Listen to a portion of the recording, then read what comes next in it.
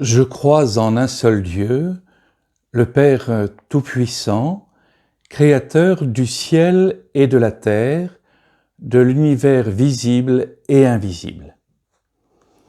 Si vous le voulez bien, nous allons avancer progressivement dans cette première affirmation du Credo. Nous verrons d'abord Père, puis Tout-Puissant, puis Créateur de l'univers visible et invisible. Alors que disons-nous lorsque nous affirmons que Dieu est Père ? La prière du Notre Père nous dit des choses essentielles du message de Jésus. Et les deux premiers mots sont sans doute le cœur de cette prière, peut-être même le cœur de l'Évangile. Pourtant, au premier regard, cela pourrait paraître banal. Pour parler de ce Dieu qu'on ne voit pas, il faut bien utiliser des images, des comparaisons. Un père, une mère, un roi, un berger. Et si l'on considère Dieu comme la source de la vie, il est assez naturel de l'appeler Père.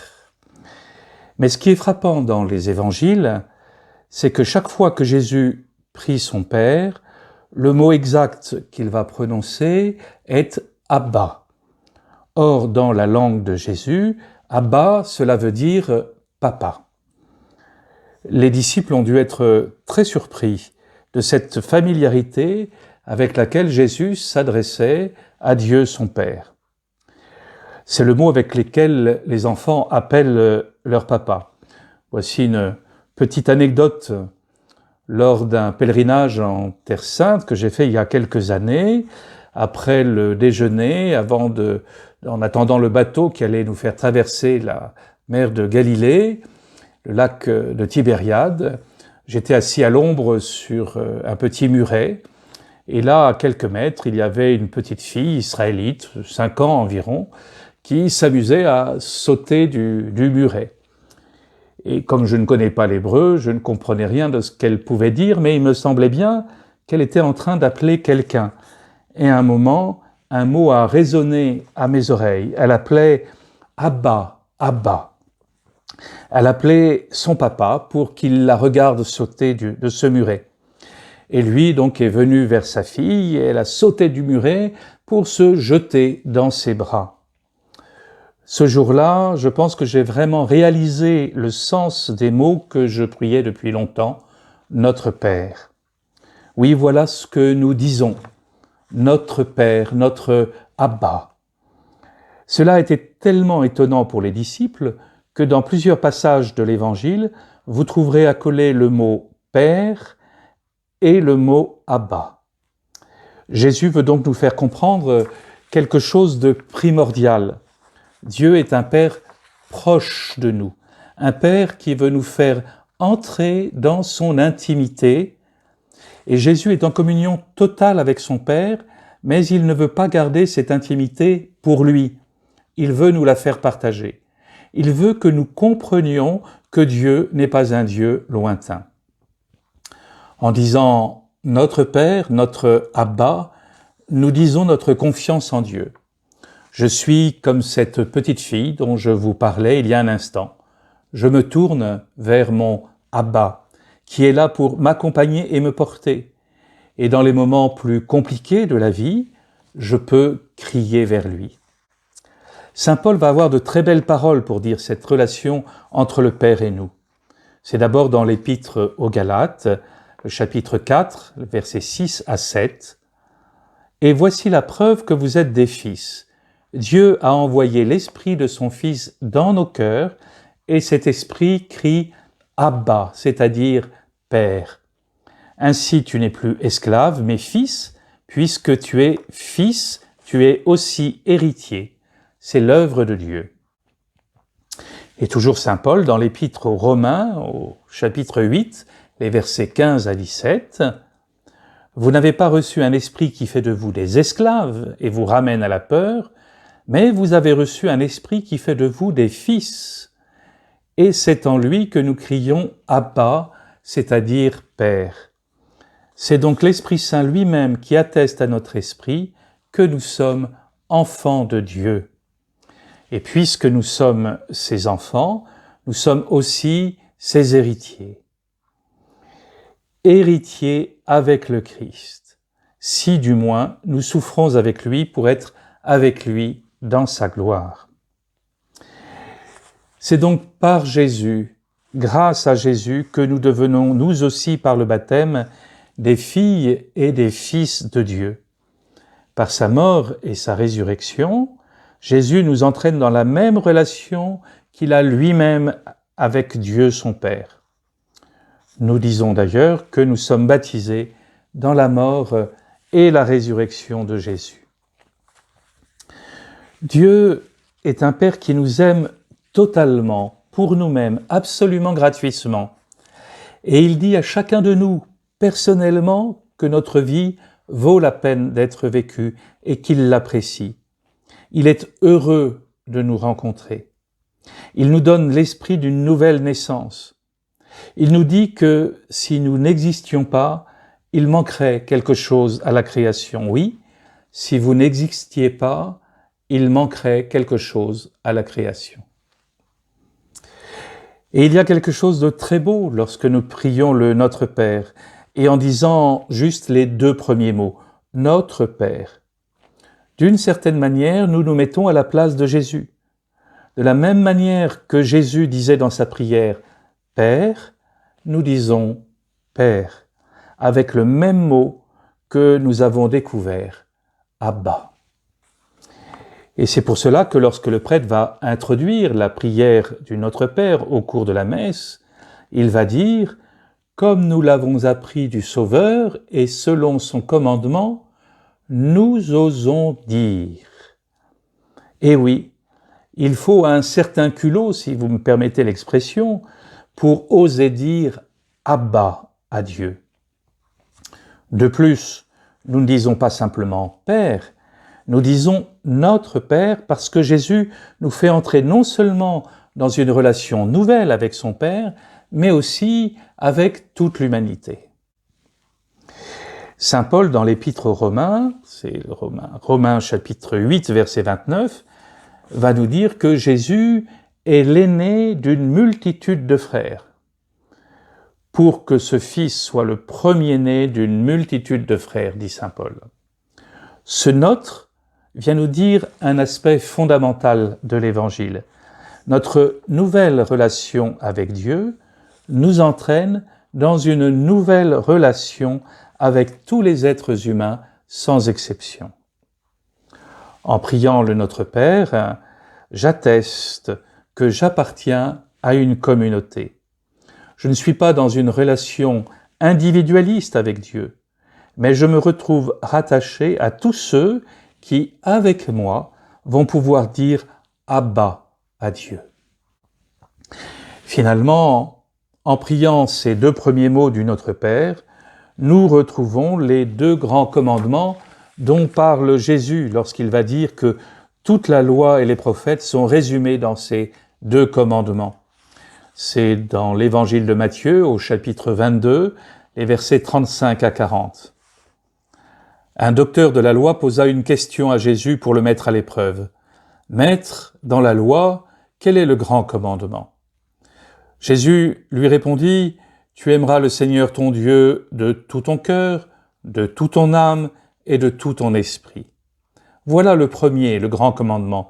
Mais le second qui lui est semblable, « Tu aimeras ton prochain comme toi-même. » De ces deux commandements dépendent toute la loi ainsi que les prophètes.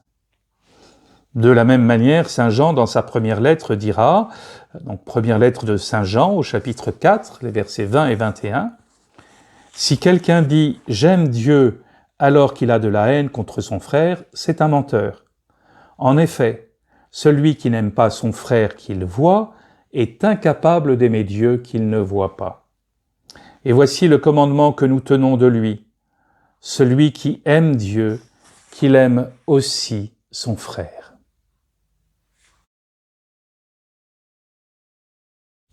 Que disons-nous lorsque nous disons que Dieu est Père Tout-Puissant ? Nous avons donc avancé sur la notion de Père en liant le début du credo avec le Notre Père. Il va nous falloir maintenant faire le lien entre ce Père Abba et ce Père Tout-Puissant. Est-ce qu'il n'y aurait pas là une contradiction ? Au premier abord, la toute-puissance peut nous paraître suspecte. Cela peut nous donner l'impression de quelqu'un qui va nous écraser.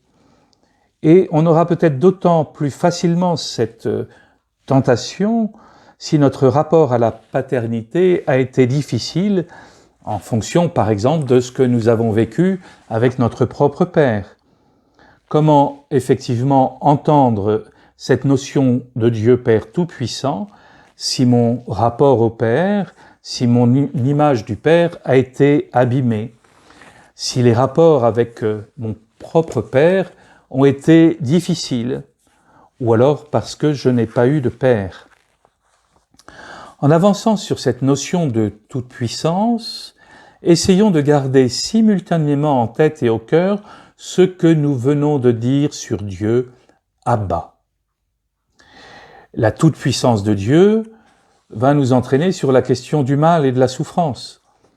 Si Dieu est bon, s'il est vraiment paternel pour l'homme, et s'il est tout-puissant, pourquoi permet-il le mal ? Ou alors, si le mal existe, est-ce que cela ne veut pas dire que Dieu n'est pas tout-puissant ? Un père peut-il tolérer le mal qui est fait à ses enfants ? Si nous sommes en face d'un père plein de tendresse, comment interpréter la toute-puissance ? Comment expliquer son silence apparent, face à la souffrance ? S'il est tout-puissant, pourquoi Dieu n'intervient-il pas ? Il faut donc nous entendre sur ce que nous disons quand nous parlons de la toute-puissance de Dieu. Sa toute-puissance n'est pas celle dont certains hommes rêvent. Il n'est pas un super-héros magicien qui viendrait résoudre nos problèmes d'un coup de baguette magique. Une grande tentation est donc d'envisager une volonté divine qui serait conforme à nos attentes, c'est-à-dire à même de résoudre toutes nos difficultés. La puissance de Dieu est marquée par une liberté amoureuse et paternelle.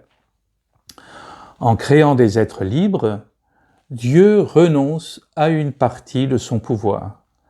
Sa toute-puissance ne se manifeste pas dans la violence, mais dans l'amour, dans le pardon, dans l'acceptation de notre liberté. Une liberté consentie pour le meilleur et pour le pire. Traversé par le péché, l'homme choisit parfois lui-même de s'éloigner du Père, de Dieu le Père. Et Dieu, qui est passionnément amoureux de chaque être humain, prend le risque, en nous créant libres, que nous lui disions non. C'est tellement énorme, cette liberté, que j'entendais récemment quelqu'un me dire « Mais pourquoi Dieu nous a créés libres ? Cela aurait été tellement plus simple s'il dirigeait tout. » Oui, mais cela n'aurait pas été de l'amour. Je crois en Dieu, le Père Tout-Puissant. La question demeure, pourquoi le mal ? Cela demeurera toujours un mystère, mais rappelons-nous qu'au sens chrétien du terme, le mystère n'est pas quelque chose que je ne pourrai jamais comprendre, mais quelque chose que je n'aurai jamais fini de comprendre. Et sur ce chemin de la souffrance, du mal, nous avons un compagnon de route, Jésus. En désirant toujours ajuster sa volonté à celle du Père, Jésus va nous aimer jusqu'au bout, jusqu'à la souffrance, jusqu'à la mort. Je garderai toujours en mémoire cette réflexion d'un homme alors que j'étais curé de la paroisse de Montreux. Je venais d'arriver depuis peu de temps et dans la collégiale de Montreux, il n'y avait comme croix que, si je puis m'exprimer ainsi, 2 planches et il n'y avait pas de crucifix dessus. Cet homme qui souffrait de rhumatisme articulaire chronique, très handicapant et très douloureux, il en est mort quelques mois après, m'interpelle à la fin d'une messe en me montrant cette simple croix et me dit « Pourquoi il n'est pas dessus ?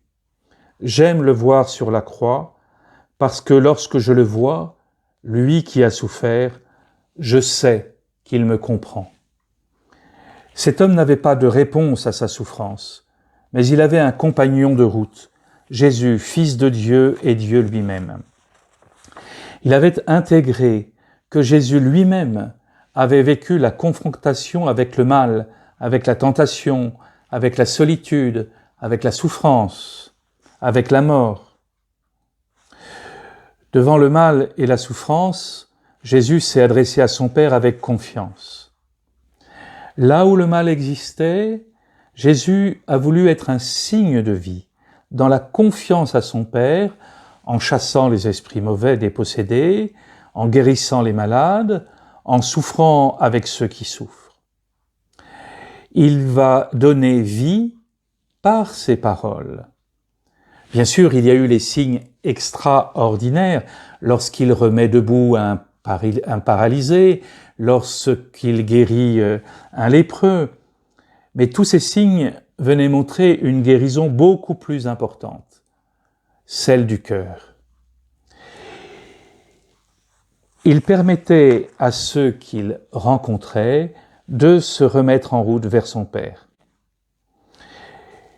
Il va dire, par exemple, à un collecteur d'impôts, qui était un collaborateur des envahisseurs, qui étaient les Romains, « Il me faut aujourd'hui demeurer chez toi. » Et cet homme, Zachée, qui était voleur, va se mettre à partager ses biens, à distribuer sa fortune aux pauvres, et on va avoir là le signe de la conversion du cœur. Jésus va dire à ses disciples devant une foule affamée, « Donnez-leur vous-même à manger. » L'Évangile nous montre toutes les paroles et les actions de Jésus. Eh bien, de la même manière que Jésus a été envoyé par son Père, quand je dis « Je crois en Dieu le Père Tout-Puissant », je dis que je crois que Dieu m'envoie, investi de la puissance de l'Esprit Saint, pour être comme Jésus, celui qui va soulager ses frères, celui qui va être attentif à l'humanité souffrante, celui qui va être à l'image de Jésus. Oui, c'est par nous que Dieu veut délivrer du mal et déployer sa toute-puissance. Par le baptême, la confirmation, nourrie par l'Eucharistie, Dieu nous envoie pour que sa toute-puissance puisse se déployer par nos bras, par nos yeux, par nos cœurs, par notre amour. Oui, c'est pour nous, c'est par nous que Dieu veut délivrer du mal. Un grand penseur de l'Église, saint Thomas d'Aquin, qui est né au début du XIIIe siècle, va dire que le Dieu des chrétiens n'a pas l'idée du mal. Lui qui est toute bonté ne veut que le bien. Il ne lui serait pas venu à l'idée d'imaginer le mal pour mettre à l'épreuve l'amour des hommes. Le Dieu d'amour a voulu prendre le risque de l'amour. Dieu va assumer le risque suprême quand il va créer l'homme libre, que l'homme soit capable de dire non à son amour, et même qu'il se révolte contre Dieu. Eh bien, même en face de ce refus, Dieu continuera toujours à aimer l'homme et à lui faire signe. Comme nous le voyons dans la Bible, ce sera souvent des signes discrets, parce que Dieu ne s'impose pas, il ne fait que se proposer. Il ne cesse de dire à l'homme « s'il te plaît ». Dans la Bible, nous verrons combien de fois Dieu vient solliciter l'homme pour lui proposer une alliance. Et même face à notre péché, Dieu reste notre avocat, notre défenseur. Et même quand l'homme s'éloigne de Dieu, Dieu reste proche de lui.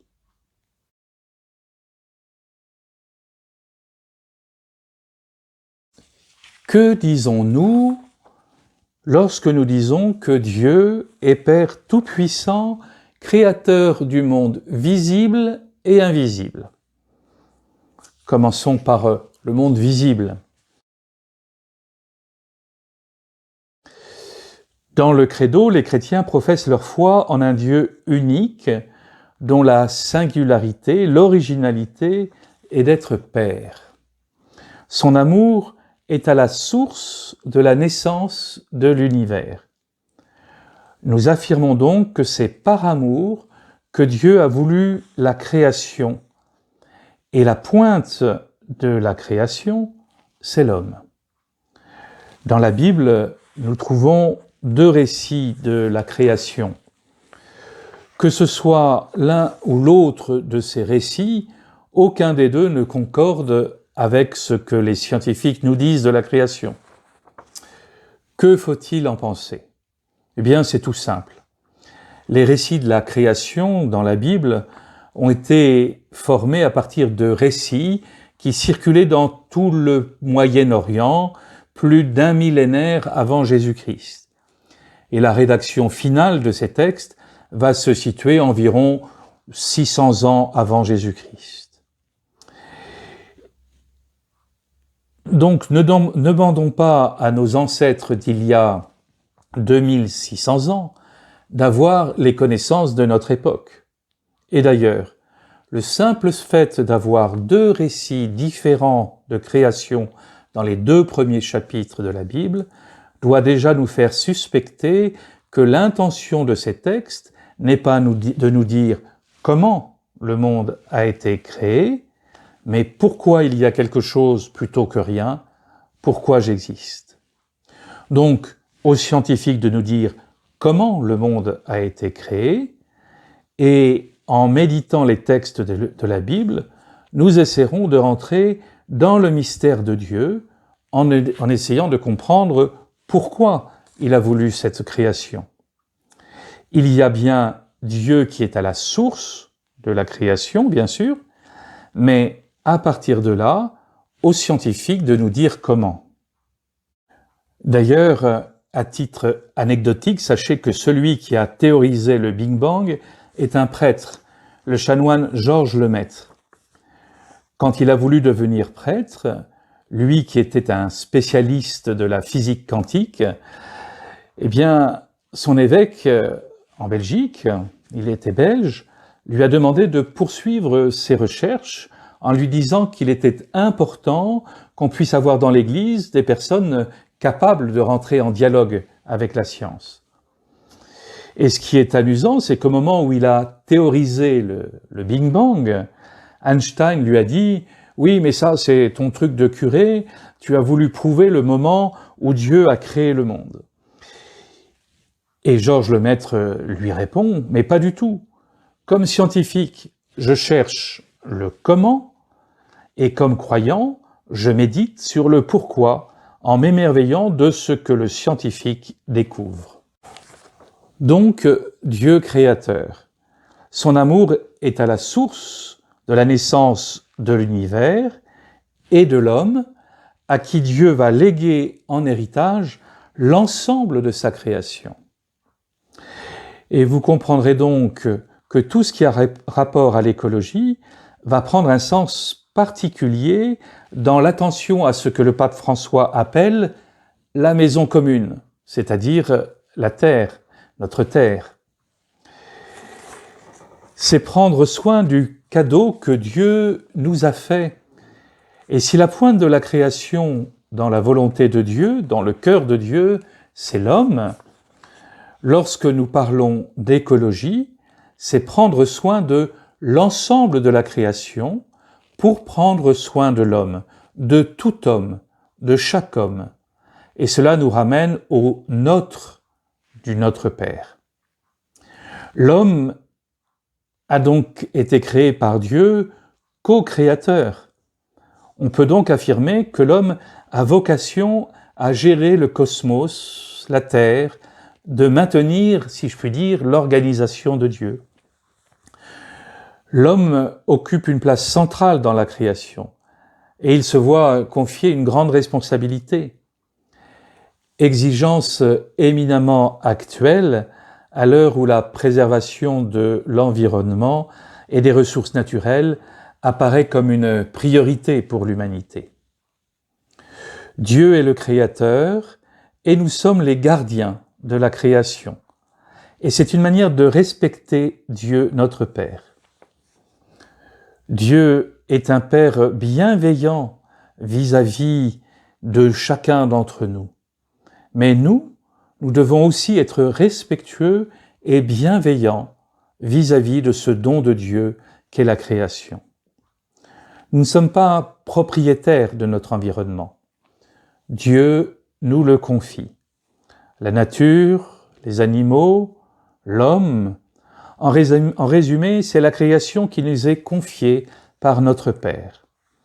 Si nous ne respectons pas notre environnement, nous ne respectons pas la création et nous ne respectons pas Dieu.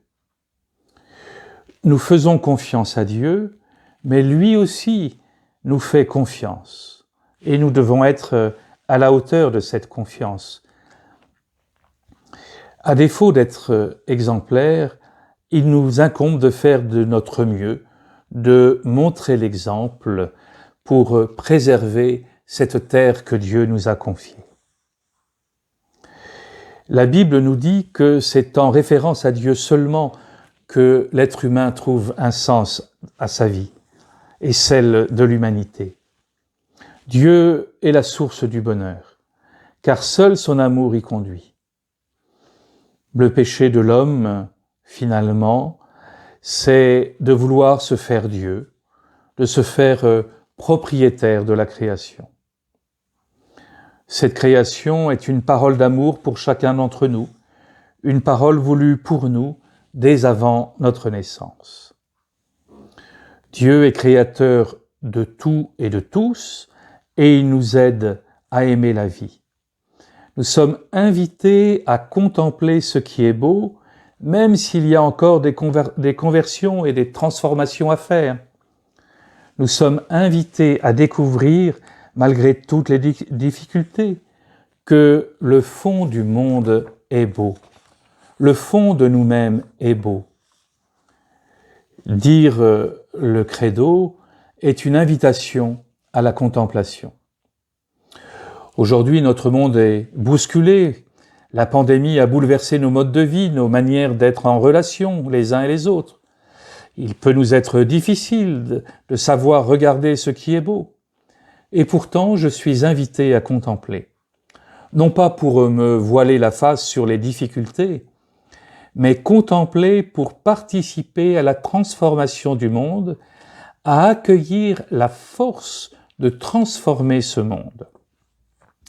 Pour nous, disciples de Jésus, le monde a un but.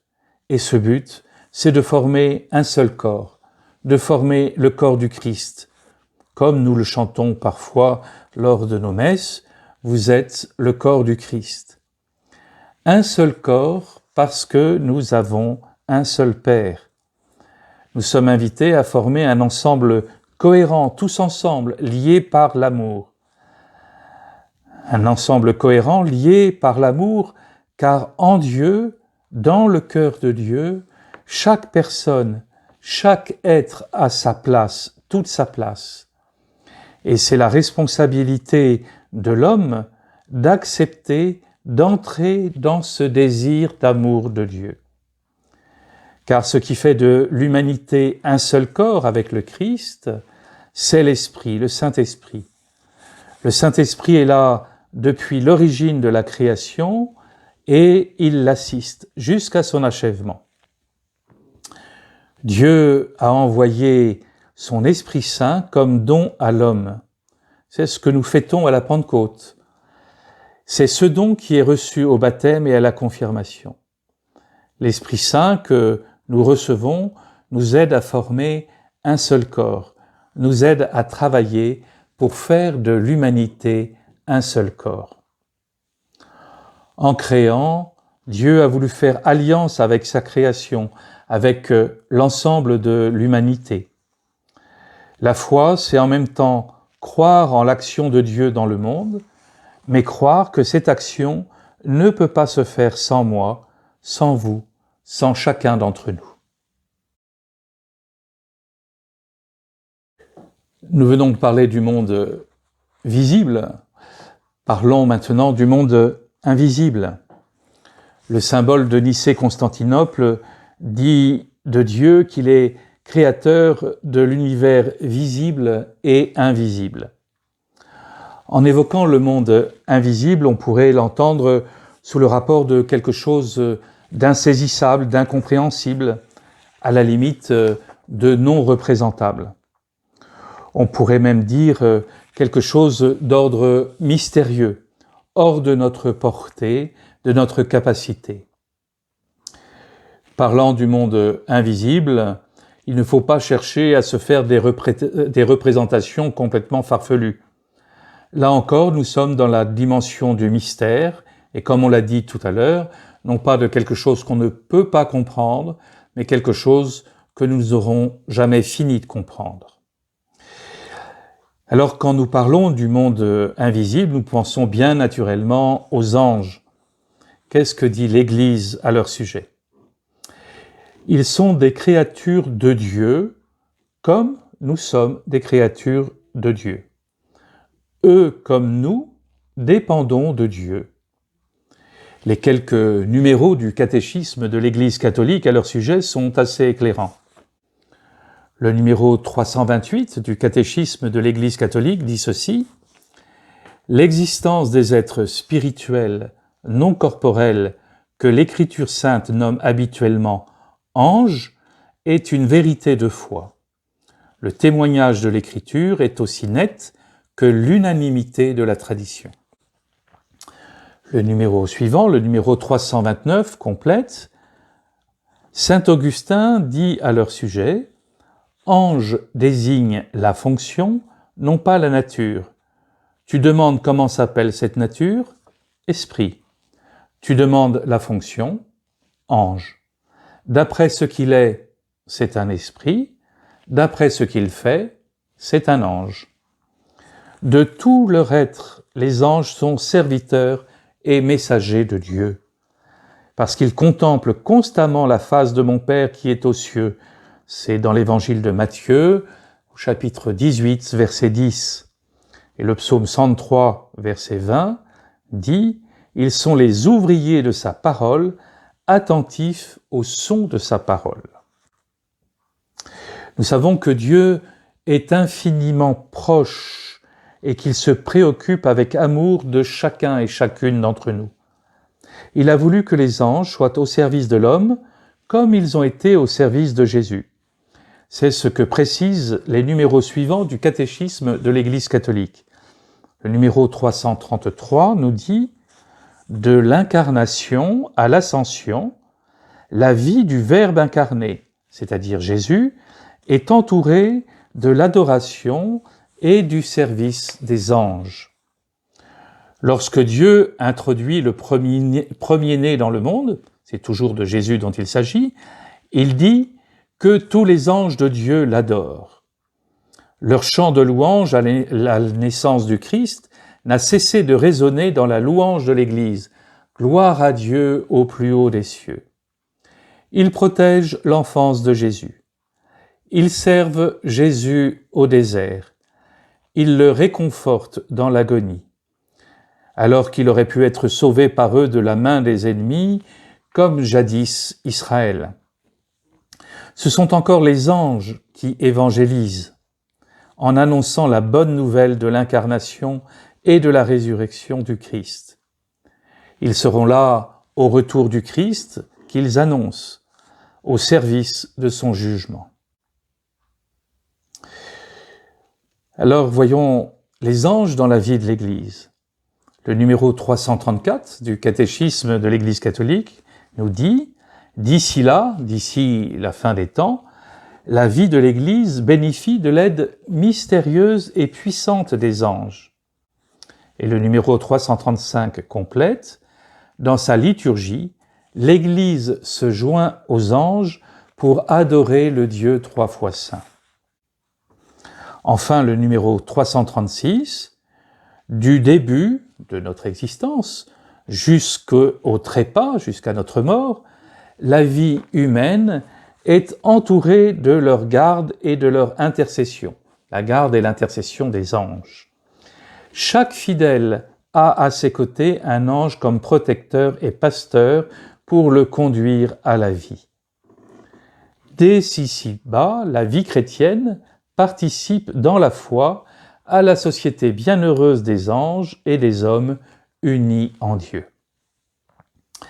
Invoquer les anges, c'est donc invoquer ceux qui ont le regard tourné vers le Seigneur pour leur demander de tourner nous aussi notre regard vers le Seigneur tout au long de notre vie.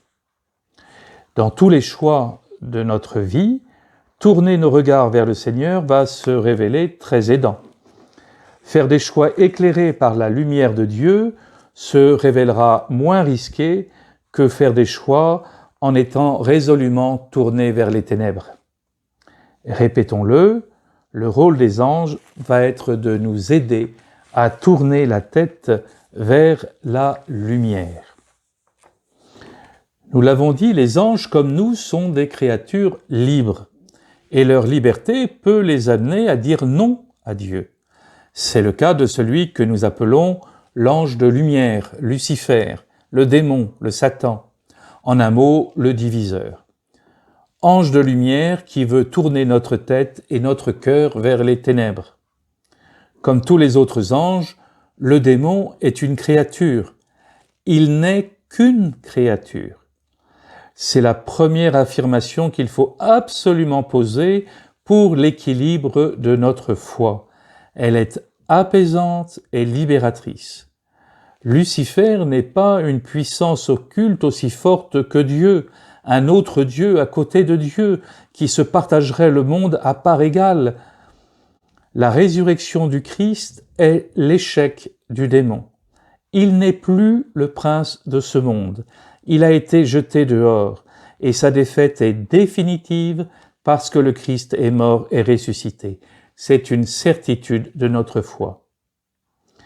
Alors, attention, il y a deux excès. Voir le diable partout et le voir nulle part. En parler tout le temps, n'en parler jamais. Mais redisons-le, même si nous voyons le mal agir, même si nous sommes témoins d'horreur dans ce monde, nous savons que, unis à Jésus, nous avons la certitude que, à la fin des temps, le mal est vaincu. Le nom de Jésus est plus fort que tout. Alors, en conclusion, Dieu le Père, créateur du ciel et de la terre, de l'univers visible et invisible, par son Fils Jésus, mort et ressuscité, a fait triompher l'amour. Au-delà, comme je le disais tout à l'heure, de toutes les horreurs que nous pouvons voir sur cette terre, notre foi nous invite à croire que l'amour du Père et du Fils, c'est-à-dire l'esprit d'amour, est plus fort que tout. Nous recevons cet Esprit Saint au baptême et à la confirmation pour participer à la construction d'un monde juste, fraternel, aimant, là où nous sommes. J'oserais dire que l'un des opposés de la foi, c'est le découragement. Un écrivain, Georges Bernanos, disait « Le démon de mon cœur, c'est « à quoi bon ?» Que jamais nous ne disions « à quoi bon ?» Que toujours nous disions « Avec toi, Jésus, tourné vers ton Père et notre Père, notre Abba, je tiens bon. »